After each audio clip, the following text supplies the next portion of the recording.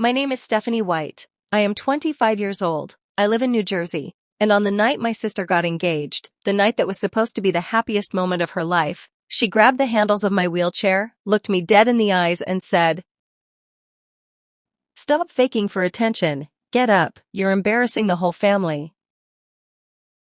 And then she pushed me. Not out of the room.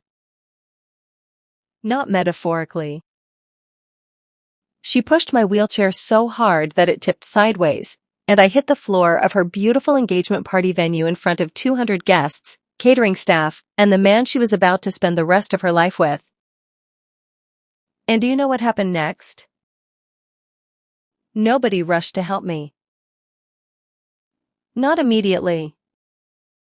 There was a silence in that room so thick, so suffocating, that I could hear the champagne bubbles popping in the glasses on the tables nearby. I could feel the cold marble floor beneath my hands. I could feel every eye in that room burning into me. And in that moment, I made a decision, not to cry, not to beg, not to make a scene. I made a decision that would change everything. Stay with me. Because this story doesn't end on that floor. This story ends somewhere you won't see coming.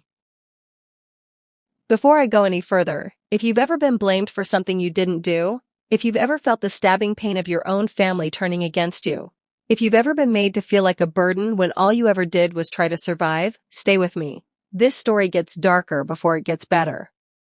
But I promise you, justice has a way of revealing itself when you least expect it. And if this resonates with you, please subscribe. Your support means everything, and it reminds me that I am not alone in this. Now, let's go back to the beginning. Because to understand that night, you need to understand my whole life. My parents, William and Eliza White, had 2 daughters. Natalie, and me, Stephanie. Natalie was born first. She was beautiful from the very beginning. At least, that's what everyone always said. Blonde hair, green eyes, a laugh that could light up a room before she even learned to form sentences. My parents' friends would coo over her at every gathering. Our neighbors on Dawson Street would stop my mother just to say, "Oh, Eliza, that girl of yours is going to be something special." I came along 3 years later, and I was different. Not bad different, just quiet, thoughtful. The kind of child who would rather sit by the window and watch the rain than run around the yard. My mother used to say I had old eyes, like I'd seen things before I arrived. My father, William, never really knew what to make of me, but he loved me. I always believed that. He called me his little thinker. He'd ruffle my dark hair on Sunday mornings and say, "Stephanie, the world needs more people who actually stop to notice things." I held on to that for a long, long time. Natalie and I were never close the way sisters in movies are close. We didn't share secrets or stay up giggling in the dark. Even as small children, there was a distance between us, not from my side, at least not at first. I used to follow her around like a shadow when we were little. I wanted so badly to be included. But Natalie had a way of making me feel invisible, even when we were standing in the same room. She'd gather her friends in our backyard, and when I'd wander over, she'd look at me with those green eyes and say, "Stephanie, we're busy. Go find something to do." I was 5 the first time she said that. I was still hearing versions of it 20 years later. I was 14 years old when everything changed. It started as pain, a deep, bone-level ache in my lower back and legs that wouldn't go away no matter how much I rested or stretched. My mother took me to our family doctor, a kind older man named Dr. Cox, who referred me to a specialist, and then another specialist, and then a neurologist, and then another. For 6 months, my family sat in waiting rooms with fluorescent lighting and outdated magazines, while doctors ran test after test, trying to figure out what was happening inside my body. I was diagnosed with a degenerative spinal condition. I won't go into every clinical detail here, partly because this isn't a medical channel, and partly because explaining it never fully captures what it actually feels like to be told at 14 that your body will not cooperate with you the way other bodies do. What I will tell you is this. It progressed slowly at first. I could still walk. I wore a brace. I took medication. I did physical therapy 3 times a week with a therapist named Molly, who had kind eyes and always smelled like lavender, and who told me, every single session without fail, that I was stronger than I thought. I believed her for a while. By the time I was 19, I was using a cane on bad days. By 21, I was using a wheelchair full-time. And it was around that time that Natalie started changing toward me. Or maybe she'd always been this way, and the wheelchair just made it more visible, more undeniable. She started with small comments. Don't you think if you pushed yourself more, you could at least try to walk? I read online that people with your kind of condition sometimes improve with the right mindset. Mom babies you too much, it's not good for you. I told myself she meant well. I told myself she just didn't understand. I made excuses for her the way you do for people you love, or people you desperately want to love you. But the comments kept coming, and they kept getting worse.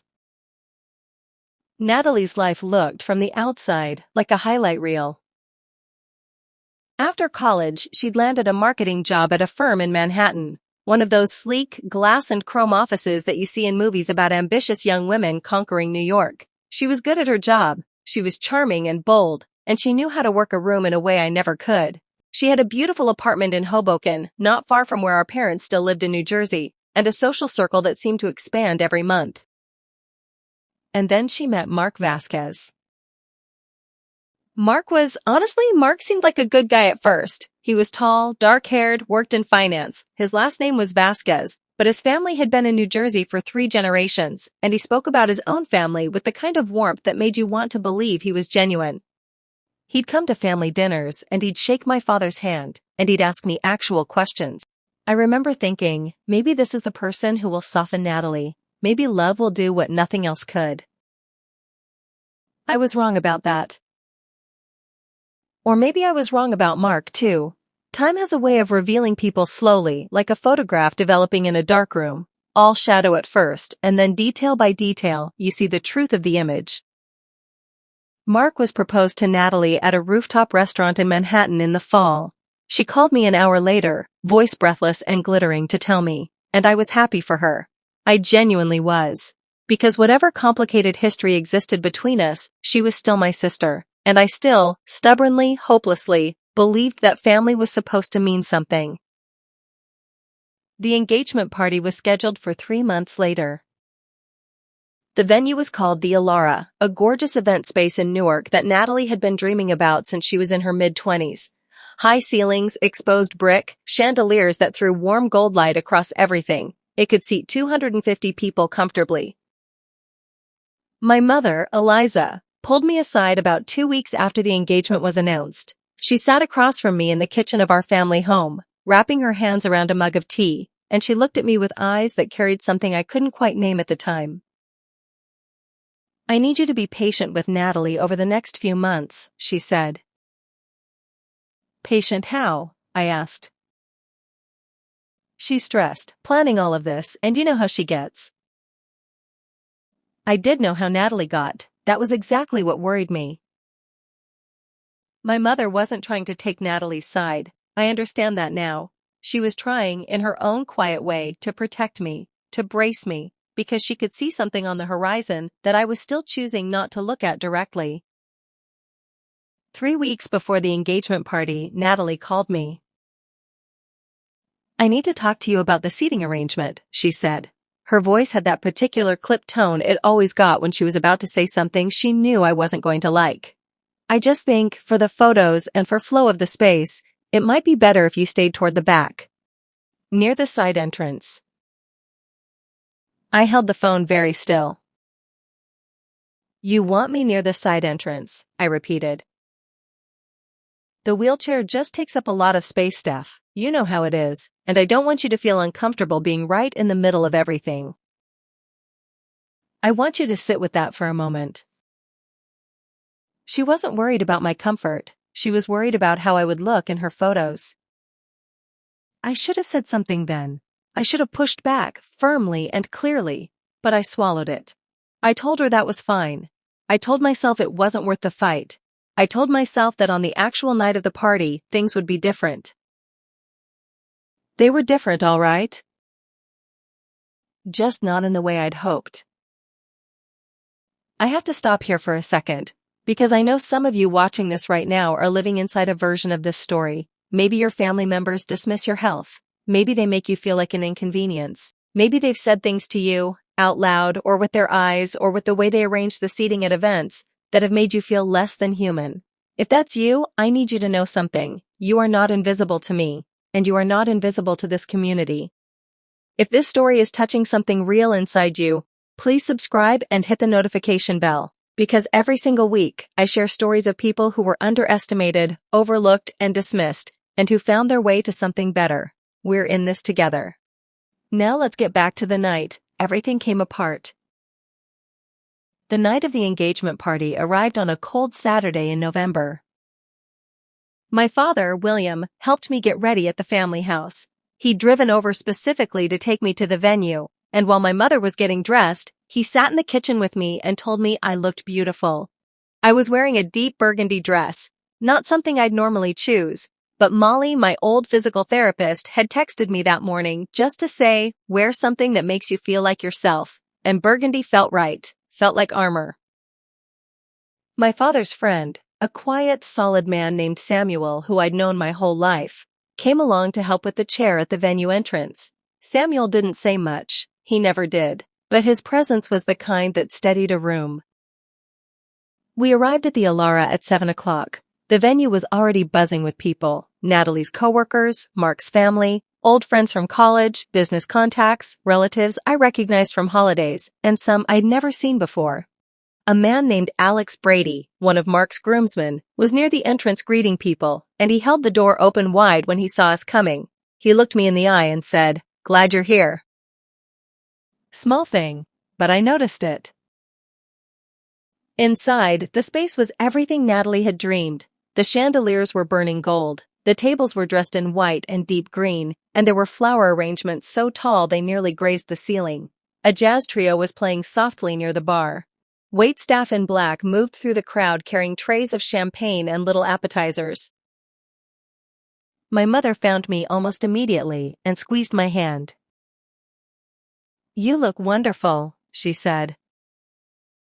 "Where's Natalie?" I asked. My mother's eyes shifted, just slightly. "She's with Mark's parents. Come, let me introduce you to some people." I spent the first hour near a table with my parents and some of their longtime friends, a couple named Bill and Emily Simon who'd known our family since before Natalie and I were born. Bill Simon was the kind of man who laughed easily and meant it, and Emily had brought me flowers once when I first got my wheelchair without making it a whole thing. She'd just shown up at the door with tulips and said, "I thought you might want some color in the house." I loved her for that. The evening was actually going well, for a while. I stayed toward the side of the room as Natalie had asked, but people came to me, neighbors, family friends, even a few of Mark's relatives who introduced themselves warmly. A young woman named Molly, not my old therapist, but one of Natalie's college friends, crouched down next to my chair at one point, and we had a 20-minute conversation about New Jersey diners that I genuinely enjoyed. And then Natalie found me. She moved through the crowd in her engagement party dress, ivory, fitted, shoulders back, smile wide. She looked stunning, and she was heading straight toward me with something behind her eyes that I recognized immediately. That look. The one she'd been giving me since we were children. The one that said, "You are a problem I need to manage." She reached me and leaned down slightly, voice low enough that the people nearby couldn't quite catch her words. "Why are you in the middle of the floor?" she said through her smile. "I'm not in the middle. I'm at table 7 where Dad said." Table 7 is too visible from the reception area. People walking in can see you straight away. I stared at her. "Natalie, I am your sister. I am a guest at your party. Where exactly should I not be visible?" Her smile flickered. "I just don't want the focus to be on," she lowered her voice further, doff on the chair. "The focus is on you and Mark," I said. "I am sitting quietly at a table eating mini crab cakes. I promise you I am not stealing your spotlight." You always do this, she said. And her voice had changed now. The smile was gone, and underneath it was something raw and old and ugly. You always make everything about you. The chair, the appointments, mom and dad driving you everywhere, everyone tiptoeing around poor Stephanie. I have a spinal condition, Natalie. You have a victim complex, she said, and I am so tired of it. I felt my mother appear at the edge of my peripheral vision. She'd noticed. She was moving toward us. But she wasn't fast enough. Because in the next moment, Natalie grabbed the handles of my wheelchair. Her manicured hands wrapped around them like she was going to push me away from the table. Away from the room, maybe. Away from her perfect party and her perfect life. Stop faking for attention, she said, just loud enough for the two of us and the absolute silence that had fallen around us to hear. Now get up, you're embarrassing the whole family. And she pushed. I don't know if she meant for it to tip. I want to believe she didn't. I want to believe that some part of her wasn't capable of genuinely meaning to put her disabled sister on the floor of her own engagement party in front of 200 guests. But the chair went sideways, and I went with it. I hit the marble floor on my left side. My elbow caught the edge first, then my shoulder. The chair clattered beside me, one wheel still spinning slowly in the air. And the room went absolutely still. Long pause. I lay there for a moment, not because I couldn't move. I can move, I'm not paralyzed. That's not what my condition is. I lay there because for one single suspended moment, time seemed to stop entirely. I could hear the spinning wheel. I could hear my own breathing. I could hear someone gasp, a high female gasp from somewhere near the bar. And then I heard my father. Natalie. Just her name, in a voice I had never, in 25 years of life, heard my father use. My father, William White, was not a man given to drama. He'd worked construction management for 30 years. He was quiet where my mother was expressive, steady where Natalie was electric. He was the kind of man who fixed things, broken gutters, leaking pipes, the fence at the back of the yard that kept falling down. He approached problems methodically and calmly, and he almost never raised his voice. The voice he used when he said Natalie's name that night was not loud. That was what made it devastating. Samuel was already beside me. Samuel, that quiet, solid man, who'd been across the room and crossed it faster than anyone. He crouched down next to me, and his big, steady hands helped me back into my chair without a word, without fuss, without making it bigger than it already was. Just here, let me help you, you're okay. I was shaking. I didn't realize it until I was back in the chair and felt my hands gripping the wheels. Mark Vasquez, Natalie's fiancé, was standing about 10 feet away, and the expression on his face was not what I expected. He didn't look at me with pity or with embarrassment. He looked at Natalie with something very close to disbelief, and then he looked away. And in that looking away, something shifted. Some hairline crack in the surface of their perfect evening. My mother had reached Natalie. She put a hand on her arm very firmly and said something into her ear that I couldn't hear.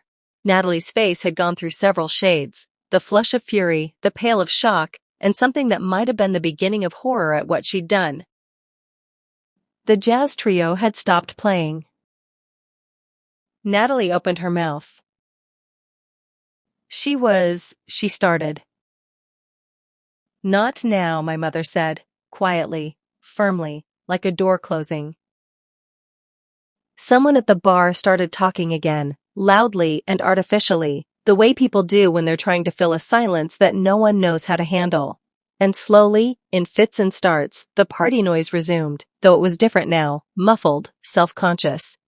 People talking while watching the room from the corners of their eyes. My father walked over to me. He crouched down so we were at eye level, something he had always done, always, since the chair became a part of my life. He never stood over me when we talked. He crouched. Are you hurt? He said. No, I said. And then, my elbow. He looked at my elbow. There was a red mark, no blood, no break. He nodded slowly. Do you want to go home? He said. And I thought about it. I genuinely thought about it. Every part of me that was tired. Tired of the comments. Tired of the seating arrangements. Tired of the looks. Tired of being managed and minimized and made to feel like a problem to be solved. Every part of me wanted to say yes. But I thought about what leaving would mean. I thought about how Natalie would frame it. Stephanie made a scene and left. Stephanie ruined the party. Classic Stephanie, always making it about herself.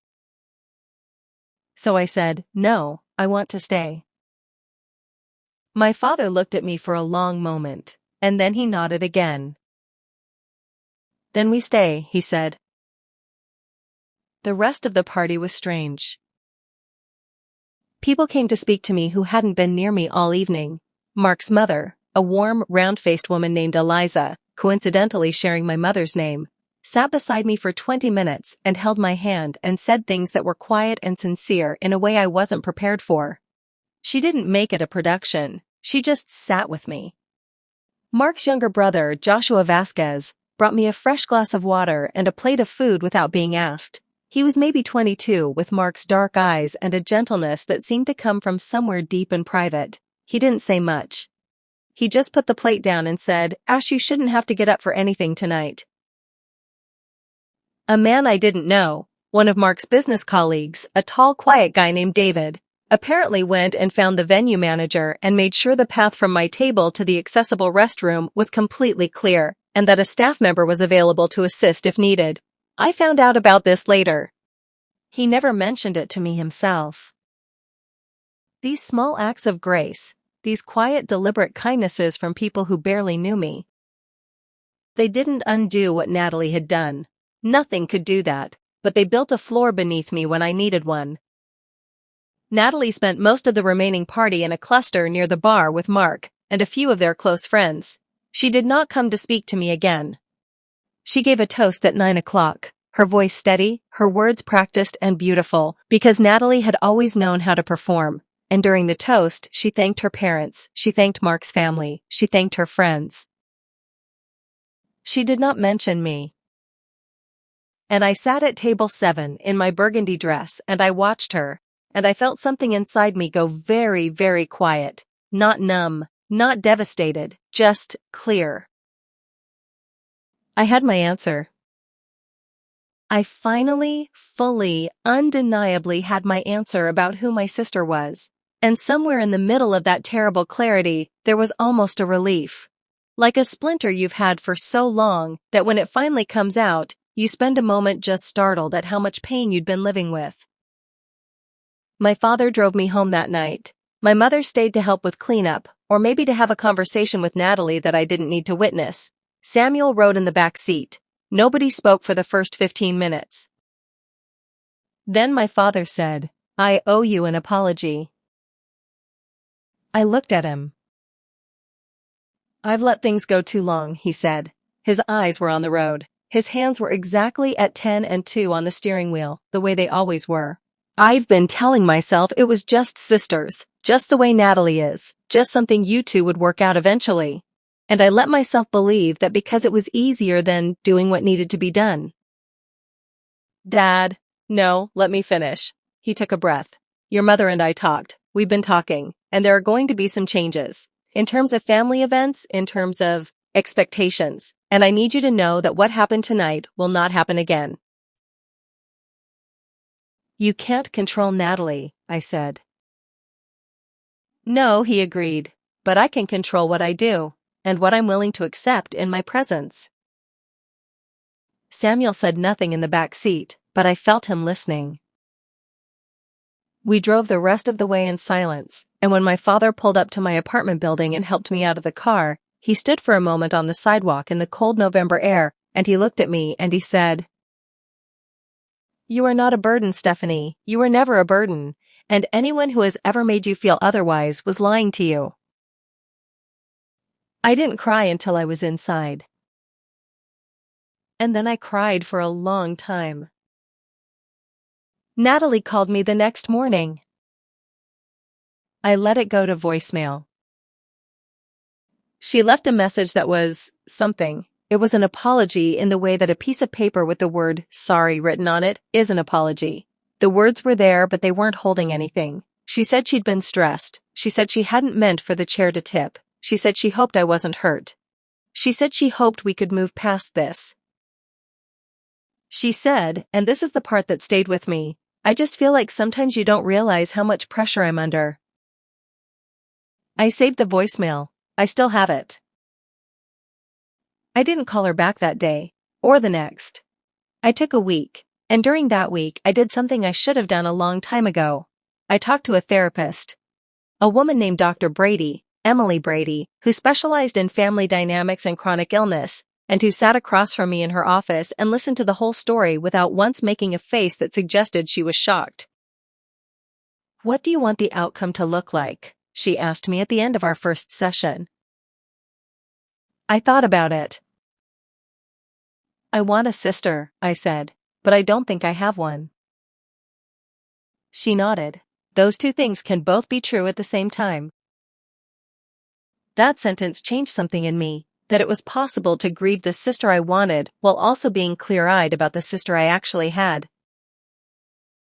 My mother came to my apartment that Thursday with food. She always brought food when she didn't know what else to bring, and we sat at my kitchen table, and she told me things she'd never said out loud before, about Natalie's jealousy when I was diagnosed, which my mother had initially mistaken for worry, about the comments Natalie had made over the years that my mother had tried to correct and had never fully succeeded, about her own guilt for not doing more, sooner, louder.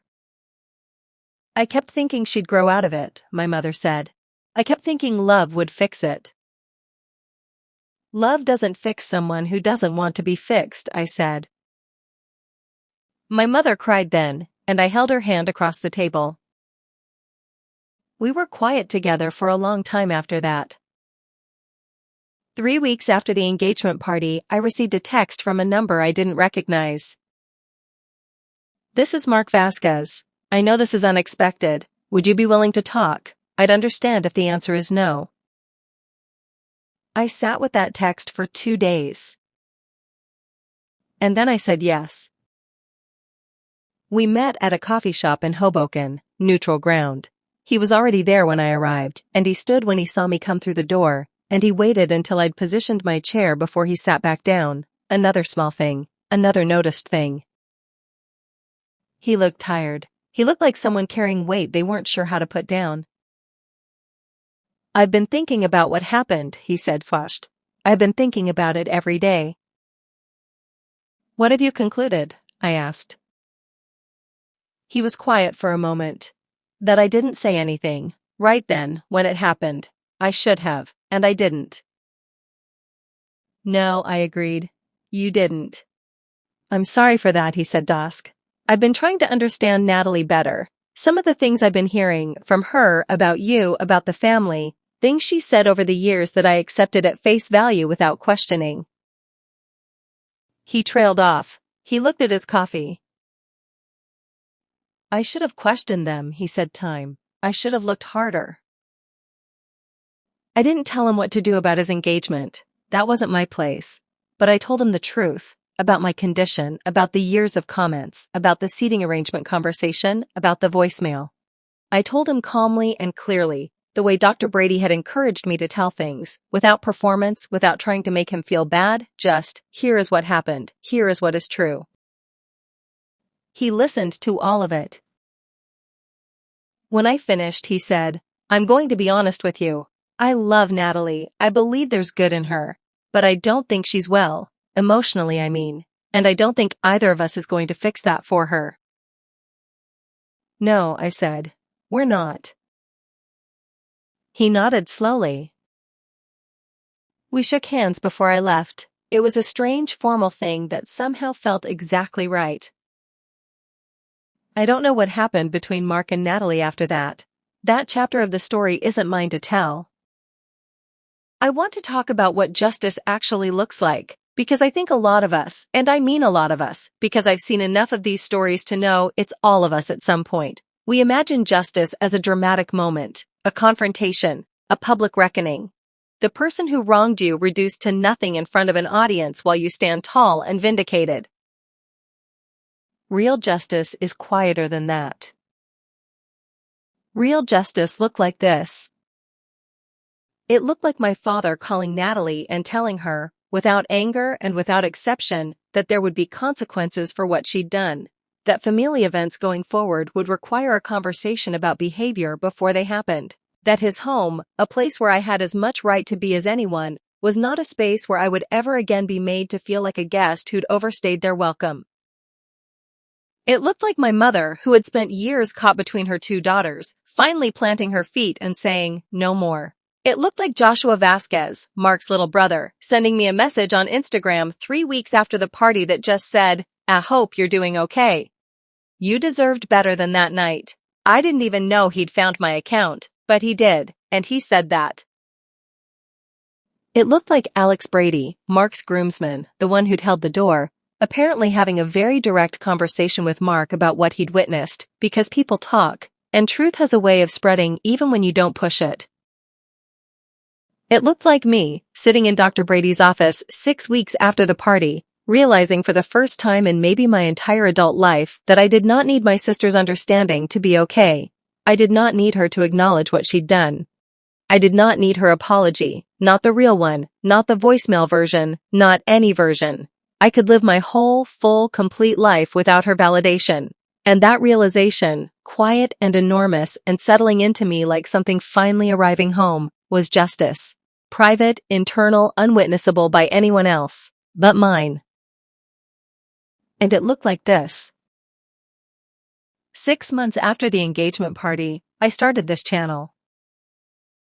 Because I figured, if my story could reach one person sitting in the back of a room where they'd been told to stay invisible, if it could land on one person who'd been made to feel like a burden when all they were doing was trying to live, then maybe the worst night of my life could become something else. Something that mattered differently than it hurt. My name is Stephanie White. I am 25 years old. I live in New Jersey.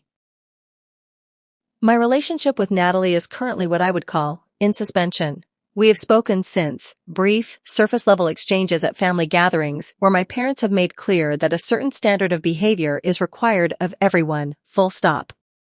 Natalie has not repeated what she did at the engagement party, whether that's because she genuinely understands why it was wrong, or because she knows that a second incident would have permanent consequences. I'm not sure. I've made my peace with not being sure. I see Dr. Brady every other week. I've started swimming 3 times a week. It's the exercise my body handles best, and there's something about water that resets me in a way nothing else does. Molly, my old physical therapist, comes to my apartment sometimes just for dinner. She's become a real friend, the kind you don't take for granted. My parents come on Sundays. My father always brings the crossword, and we do it badly together at the kitchen table. Bill and Emily Simon sent me a card after the engagement party. It just said, "Asked, we see you, Stephanie." I have it taped to the wall above my desk. Samuel, my father's quiet, solid friend, called me once, just once, and he said, "Your father loves you something fierce, kid. Thought you should hear it from someone else too." And then he hung up. I have good days and bad days with my condition. That will always be true. There are mornings when my body cooperates and I feel something close to lightness, and there are mornings when even the bathroom feels like an expedition. I don't pretend otherwise. I don't perform wellness. I don't feel. But I also don't let the hard mornings write the whole story. Because the whole story is bigger than the hard mornings. The whole story is bigger than one night on a cold marble floor. The whole story includes every person who crossed a room to help, every small act of grace offered without fanfare, every word my father has ever said to me at eye level while crouching so I don't have to look up. The whole story is still being written.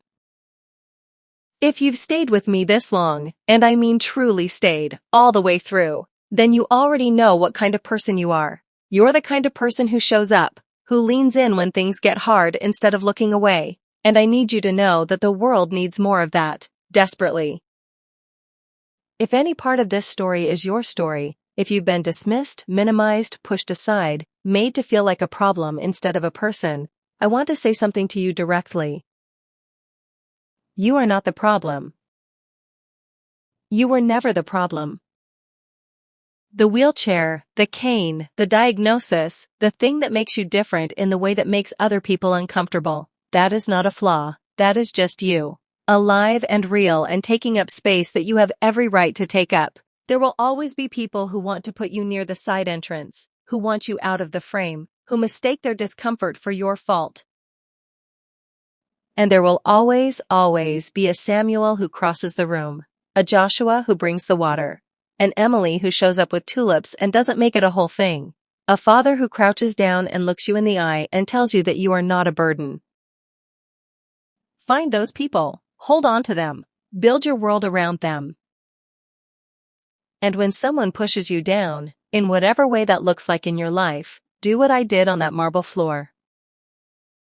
Take a breath.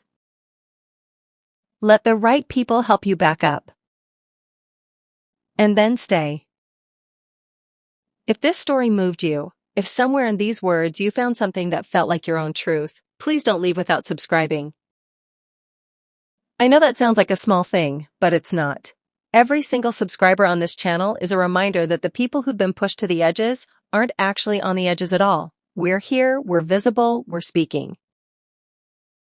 And if you've ever been blamed for something you didn't do, if you've ever felt the particular loneliness of being misunderstood by the people who were supposed to know you best, then you belong in this community.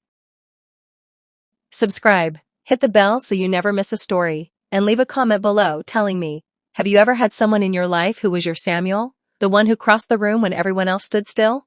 I read every single comment, every one.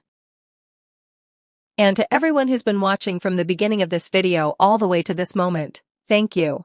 You didn't have to stay, but you did, and that means more than I can say. My name is Stephanie White, I'm 25 years old, I live in New Jersey.